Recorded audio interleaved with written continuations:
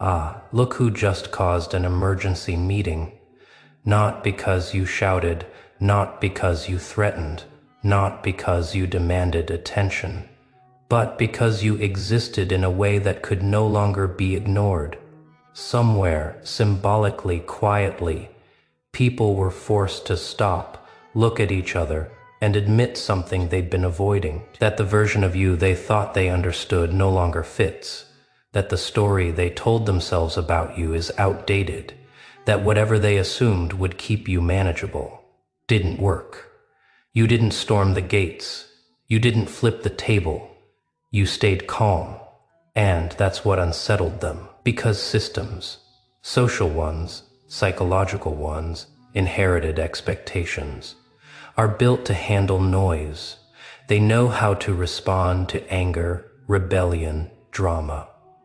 They've rehearsed those responses for generations, but they are clumsy when faced with quiet endurance. They don't know what to do with someone who absorbs pressure and becomes clearer instead of smaller. That's you. You were underestimated because your strength didn't announce itself. It didn't come wrapped in spectacle or ego. It showed up as patience, as pattern recognition, as an ability to survive moments that were meant to break you. At first, they didn't see it. They assumed you were ordinary, assumed you were adaptable, assumed you would bend the way others did. And for a while, you let them believe that, not out of fear, but because you were still learning the shape of yourself, still discovering what lived beneath the surface, what had been passed down not as stories, but as instincts. Every family carried not wealth, not status, but memory, ways of responding to pressure, ways of standing back up after loss, ways of seeing danger before it announces itself.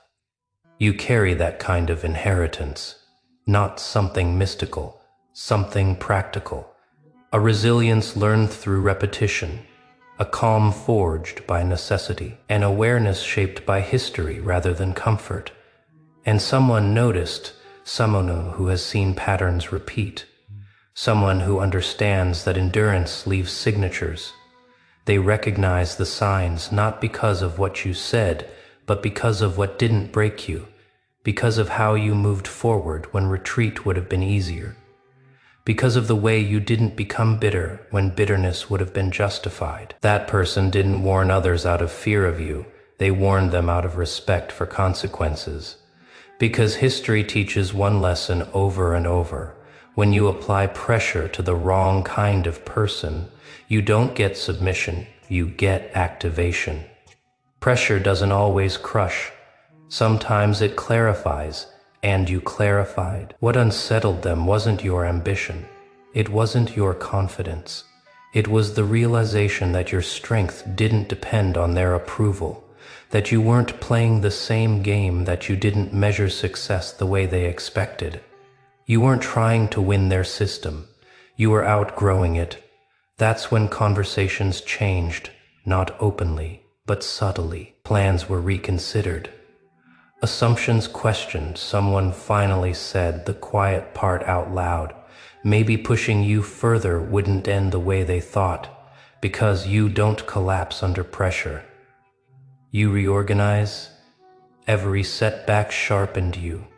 Every betrayal taught you timing. Every delay taught you patience.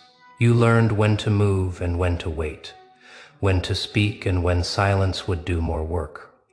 You learned that reacting gives power away, but observing builds it.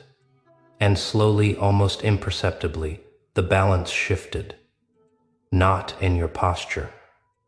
In the room, people started sensing that whatever they tried before no longer landed. That influence slipped, that leverage evaporated. You weren't resisting them. You were simply no longer available to be moved by them. That's when the metaphorical warning was issued. Not because you were dangerous, but because you were inevitable. There's a difference. Danger is loud. Inevitability is quiet. It doesn't threaten, it arrives. You didn't need revenge. You didn't need justice delivered theatrically. You needed time, time to integrate what you'd learned, time to stop apologizing for your resilience, time to recognize that what you carry forward isn't anger. It's memory of how to endure, memory of how to rebuild, memory of how to remain intact when others fracture. They thought they were dealing with a person. They weren't, they were dealing with a pattern that's survived before. And patterns don't argue. They repeat until the lesson is learned. You didn't escalate. You didn't retaliate. You kept building, and that's what triggered the emergency meeting. The realization that whatever they tried to control had moved beyond their reach, not by force, but by growth, that the more they applied pressure, the more you aligned with yourself, that every attempt to diminish you only made your direction clearer. They weren't afraid of what you'd do, they were afraid of what would happen naturally if they kept going. Because when someone operates from inherited resilience, when they stop doubting it, stop hiding it, stop shrinking to fit expectations, consequences stop needing an enforcer. Things simply fall apart on their own. Plans lose coherence, alliances weaken, confidence drains. Not because you caused it deliberately, but because systems built on manipulation don't survive contact with someone who can't be manipulated. You've felt this shift, haven't you? The way people hesitate now, the way conversations soften, the way opposition feels less certain. That's not dominance, that's gravity. You don't pull people toward you by force. They adjust around you because your center holds. And here's the truth. They're circling but can't quite say, you don't need permission anymore. Not to grow, not to lead your own life, not to carry what was passed down to you. You are the continuation of something that learned how to survive without applause. And now that you've stopped pretending otherwise, now that you've stopped playing small, the world around you has to update its understanding. That update feels like panic to those invested in the old story. To you, it feels like clarity. You're not done. This wasn't the end of the pressure. It was the moment it stopped working. And what comes next won't be loud. It will be steady. It will be undeniable. And once that realization settles in, everything around you starts to move differently. Not faster, not louder, more carefully, because the people who once felt comfortable underestimating you now feel the ground shifting beneath their assumptions. The emergency meeting wasn't about strategy. It wasn't about counter moves. It was about recognition, the kind that arrives late and changes the tone of every conversation that follows. They begin replaying the past, moments they dismissed, reactions they misread, silences they mistook for weakness. They notice patterns they ignored before. How you never rushed, how you absorbed pressure without broadcasting pain, how setbacks never seemed to harden you, only sharpen you, and slowly the story they told themselves stops holding together. You weren't lucky, you weren't naïve, you weren't surviving by accident. You were enduring by design. That's the uncomfortable truth they're circling now. Not because you announced it, but because outcomes keep pointing in the same direction. Every attempt to slow you down ended up rerouting you somewhere stronger. Every obstacle meant to corner you forced you to develop skills they never saw coming. You didn't break the system. You exposed its blind spots. And blind spots are terrifying to those who rely on control. What really unsettles them isn't what you might do next. It's the realization that you don't need to do anything at all, that your growth doesn't require confrontation, that your presence alone reshapes the environment simply by refusing to conform to its limitations. They start asking different questions now. Not, how do we stop them? But why doesn't anything work anymore? Because manipulation depends on predictability, and you've become unpredictable in the calmest possible way. You no longer respond from habit. You respond from awareness. That shift is subtle, but it changes everything. You notice it in yourself first, the way your thoughts feel less cluttered, the way decisions arrive with clarity instead of anxiety, the way your body no longer braces for impact the way it used to. You're not waiting for permission anymore. You're not rehearsing explanations in your head. You've stopped trying to be understood by people committed to misunderstanding you. And that internal shift radiates outward. People sense it before they can name it. They become more cautious around you, not because you're intimidating, but because you're grounded. Grounded people are hard to move, hard to provoke, hard to manipulate. You don't mirror chaos back at them. You don't absorb it. You let it reveal itself, and chaos hates being seen clearly. This is where the idea of lineage truly matters, not as something mystical, not as a story of superiority, but as continuity. You carry forward the lessons of those who learned to survive without guarantees, those who adapted because they had to, those who understood that endurance isn't passive. It's strategic. That inheritance shows up in how you conserve energy, in how you wait for the right moment instead of forcing outcomes, in how you choose long-term stability over short-term validation. You don't need to dominate a room to lead it. You don't need to raise your voice to be heard. You let time do the talking. And time, when paired with consistency, is ruthless. The people who once felt secure in their influence begin to feel exposed. Not attacked, exposed. Their tactics look obvious now. Their pressure feels transparent. Their confidence sounds rehearsed. You see it, they feel it, and still you don't react, because reaction would only anchor you back into their frame. Instead, you keep moving forward, building, learning, refining, quietly aligning your actions with who you've become, instead of who you were expected to be. Opportunities begin to appear that weren't available before, not because the world suddenly became generous, but because you're now able to see them. Your perception widened when you stopped wasting energy on defense.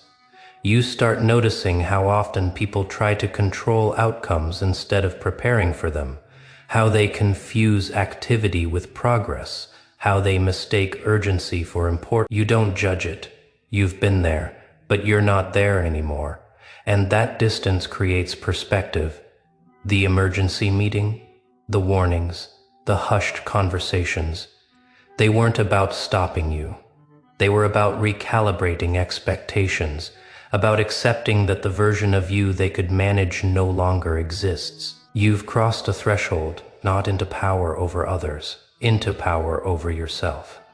That's the kind of power that doesn't announce itself. It doesn't posture. It doesn't seek witnesses.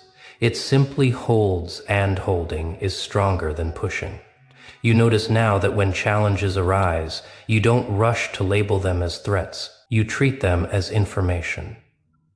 Data points, feedback. You ask, what is this showing me? Instead of, why is this happening to me? That single shift keeps you ahead, because while others are reacting emotionally, you're adjusting strategically. While others are scrambling to preserve image, you're reinforcing structure. You're no longer interested in winning arguments. You're interested in building something that lasts. And that's when the final realization lands, not with drama, but with weight. You don't need to prove your resilience. It's already documented in outcomes. You don't need to convince anyone of your worth. It's already embedded in how you move. You don't need revenge. Because growth has already carried you beyond the reach of those who tried to diminish you. The emergency meeting was never about fear of you. It was about fear of irrelevance, fear that the methods they relied on no longer work, fear that the frameworks they trusted are outdated, fear that someone who refuses to break quietly exposes how fragile their control always was. And you're not waiting for their realization. You're already living beyond it. You carry yourself with a different gravity now, not heavier, clearer. You speak less, but when you do, it lands. You listen more, but you don't absorb what isn't yours. You've learned the difference between noise and signal, between pressure and direction, between reaction and response, and that learning compounds. This is the part they can't replicate, the part that doesn't come from strategy or training, the part that's earned through experience and integration.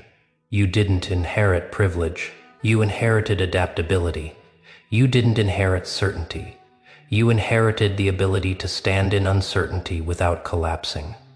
And that ability changes everything, because when you can stand steady in the unknown starts working with you instead of against you.